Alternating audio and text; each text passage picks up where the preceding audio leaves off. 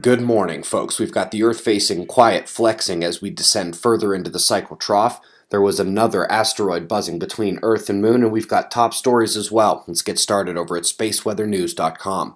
We're finding the last 24 hours on our star. The column is belied by the enormity of the sunspot group on the disk.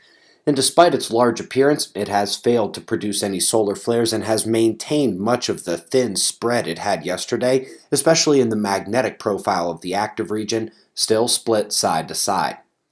Solar wind spent the last day decreasing intensity as well. We are entering ambient quiet solar wind conditions and the same in Earth's magnetic system. Looking at our star in 211 angstroms, it is still reasonable to think the northern opening could impact Earth with its solar wind stream. It would be midweek here in a few days.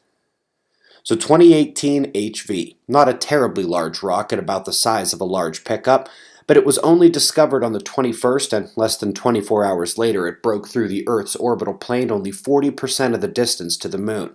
This one again came over Earth's North Pole, with similar tilted elliptical orbit as we saw with the last close call, and as with the last one, this doesn't actually have an orbit that can impact Earth in the future, but it once again elucidates how many of these asteroids are not discovered until they are right on our heels.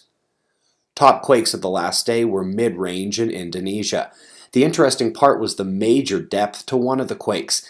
Definitely struck the transition zone of the mantle on the deep one. We also have alerts rising in Japan due to increased quakes, gas emissions, and ground rising deformation. The volcano is set to erupt, they believe. Up next, we're going to look at some of the images from the UK's Southampton flooding, which is now draining out, but as many of you saw last night, they do have more coming in about a week. Lastly, folks, an excellent bit of science, but with a name confusion guaranteed to cause even more confusion in our community.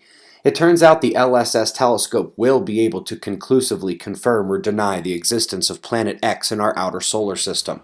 The problem is, they meant Planet 9, the stable orbit object stuck out there for good, but they have used the Planet X name, which refers to that hypothetical incoming solar system, sometimes called Nibiru. Please don't be confused. They got confused with the name. They are indeed describing the search for Planet 9. We've got your wind maps and shots of our star to close. We greatly appreciate your support. We'll do this all again tomorrow, right here, but right now it's 4:45 a.m. in the new Valley of the Sun. Eyes open, no fear. Be safe, everyone.